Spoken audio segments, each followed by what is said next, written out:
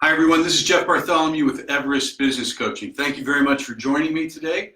I'm thrilled that you could be here. Today, we're going to talk about, has your business growth stalled? First thing I'd like to do is to say Happy Halloween. I was going to say I'm not in costume, but maybe I am. Who knows? The second thing I'd like to do is to thank everyone here at Your Own Secretary. Peachtree City's award-winning secretarial and administrative service. They do tremendous work here. They do all of my work, and I'm very happy and grateful that they host all of our Facebook Live events. So let's dive into today's topic. And again, that topic is, has your business growth stalled? So currently, North America is enjoying a record-breaking economy. Business is booming all over the US and Canada, and everyone's excited about that growth. But there are some companies that have stalled. Their business growth has stalled and they don't know why. So let's talk about that for a minute. How do we define stalled? Well, here's how I define it. If your sales or revenue are flat to last year, I would say that growth is stalled, obviously. Second thing I would say that growth is stalled is if your revenue projections aren't being met. That you had a goal here and or up here, I should say, and your performance is down here, I would say that you've stalled. And the question is, why has that happened? Before we get to that, I want to talk about the implications. What are the implications of having a stalled revenue pattern? Well, I think there's a couple. One, reduced revenue from a stalled business is number one. But what that leads to is reduced personal income, and that can be problematic on many fronts. The second thing is that this stalled growth can mean that you may have to lay off some of your staff. That can be a problem as well. And then the third thing is the possibility of declining customer satisfaction, and therefore you're going to be losing clients because you're not able to meet the needs of your clients because you've got reduced staff and you don't have the funds necessary to grow and take care of your clients. So the obvious question then might be, well, what do I do now and how do I fix it? So the first thing that I would recommend is doing a SWOT analysis. SWOT, S-W-O-T. And SWOT stands for strengths, weaknesses, opportunities, and threats. So before I talk about those, I want to talk about some of those are internal and some of those are external. So strengths and weaknesses are fairly obvious. Those are internal. That means that you're looking inside your organization to figure out what your strengths and weaknesses are. Opportunities and threats, alternatively, are external. So you're looking outside your company on those impacts on your business. So let's dive into each one of those. So the first one is strengths. So as I mentioned a moment ago, strengths are relatively obvious. But I want to ask, what do I do better than anybody else? What does your business do better than anyone else? Another question you might ask is, what is my unique selling proposition? What's my one competitive advantage? So I want to be able to answer those questions because those strengths are something I want to be able to exploit as we go forward. The second one is weakness. So weakness, again, seems fairly obvious. We're looking internal. So what are those things that you need to improve upon? Think about that. What do you need to improve in your business? The second part of that would be, what's the number one reason I lose opportunities? What's the number one reason your business loses opportunities? Those are two good questions. So now let's shift to two that are external. So we're going to start with opportunities. So opportunities gets at what options do you have available to you in the market? What opportunities can you find, leverage, or exploit? You want to be able to take advantage of opportunities in the market, okay?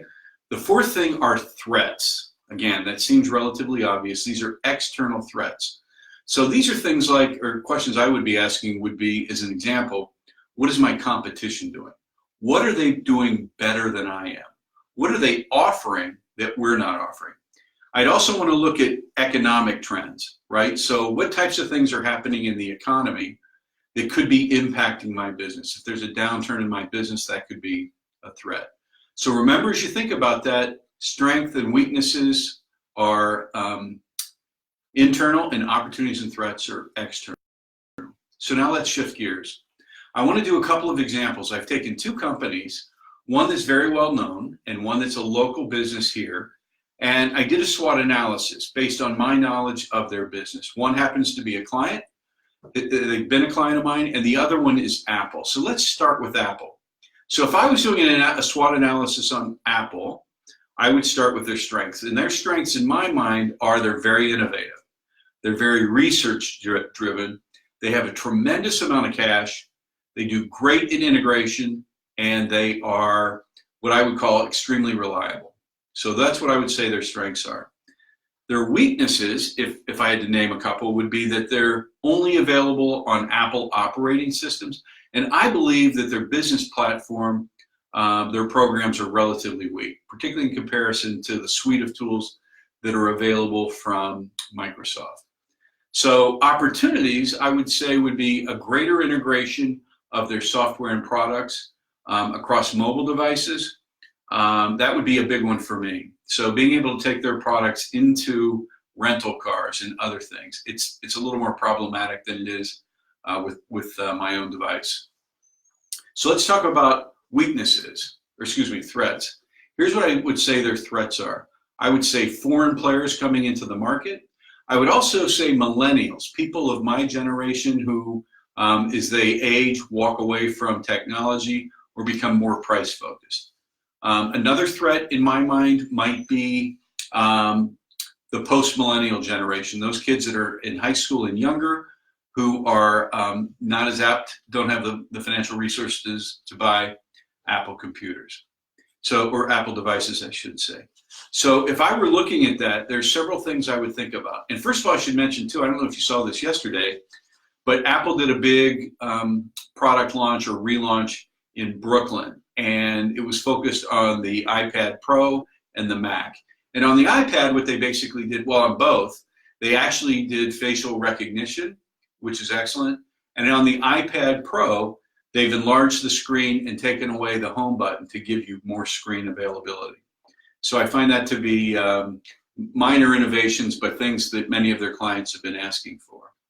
So the two areas that I would exploit, I think, would be artificial intelligence. They've got the financial resources to go after that.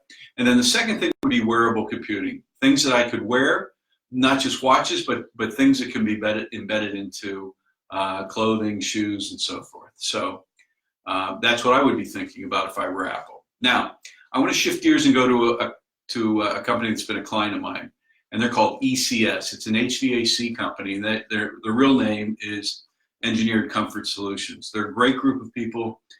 They're here in Newnan, in the Atlanta area, and they do tremendous work. So let's talk about what their strengths are. What I would say their strengths are, one would be their reputation. They have a tremendous reputation. They've got a wonderful work ethic, and they're very financially stable. So those are what I would say their strengths are. Their weaknesses, if I had to name one, would be the productivity of their technicians. And I put a question mark after that because I'm not 100% certain of that. What I am certain of is that HVAC companies are heavily reliant on their technicians, and every one of them needs to get more productivity. Most, I would say, need to get greater productivity out of their technicians. The other thing that I would say is that they are risk averse. They're fairly conservative, and so that could be a weakness as well. Now, facing externally, let's talk about their opportunities. I would say new lines of business, for example, getting into plumbing and electrical. That could be one area because those are interrelated with HVAC. Another one would be to move into contiguous markets, meaning that they could move into markets that they're serving that are nearby the ones that they're currently serving. And then the third one would be to get into new home construction. That's a very cost-driven market, and they're very quality-oriented, and that could be an opportunity for them. So threats, in my mind, could be hard to hold on to technicians. It's a very competitive market for HVAC technicians, so that could be a threat.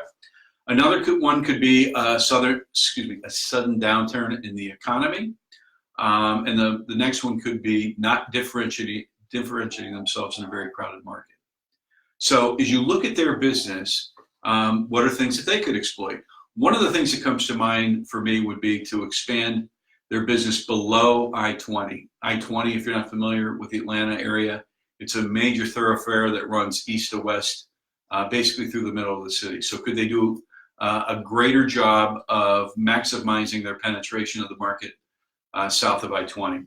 The second thing would be to develop a plan of penetration into new home builders, to figure out a way to profitably go after that market. I think that could be an opportunity for them. And then the third thing would be for them to buy an electrical contractor or a plumbing contractor that would augment their business and provide a source of new opportunities for them. Okay? So what I encourage all of you to do is to take a look at your business internally and externally and do a SWOT analysis. Strengths, weaknesses, opportunities, and threats. I think that's a great idea. So now you've done your SWOT, what do you do next? Well, the first thing that I would recommend that you do is to develop a 3-year plan. So you start with here, point A, you're going to point B. Point A is where you are now, point B is where you want to be in 3 years. Okay, so that's where I would start. And I would do that based upon your SWOT analysis. Those things that you do well, those threats that you have, those weaknesses and opportunities, and I would drive that plan, a 3-year plan, around that SWOT analysis. The next thing that I would do is to create an annual plan that's driven out of that 3-year strategic plan. And that annual plan, the whole objective would be to get your business unstalled. So I'd create strategies and objectives that get the business unstalled. So the third thing that I would do is a periodic review of my business.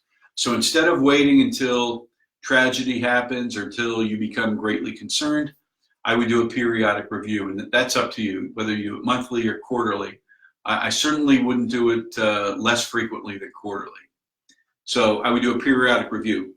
The fourth thing that I would do is that I would get a second set of eyes on my business. So what I would do is engage someone like a business coach, someone like me, that could take a look at your business plan, your strategic plan, your annual plan, take a look at your SWOT analysis, and help you create a way to steer your way forward, avoiding getting stalled again in 2019. So that's what I would recommend. So here's my call to action this week. What I'd like to do is offer that you give me a call. I'll sit down with you for a free hour consultation, and the two of us can develop your SWOT analysis. Okay? So please give me a call and we'll take care of that. The next thing I want to make mention of is that on the 27th, which is a Tuesday, at 12:15, right here at Your Own Secretary, we're going to be doing another Facebook Live, 12:15 p.m. Eastern Time, I should say. And we're going to talk about how to create your plan for 2019. So I want to say thank you to all of you for being here. I greatly appreciate your investing your time, not only in yourselves, but with me today. I also want to thank Your Own Secretary for their hospitality. And I want to say have a safe and happy Halloween.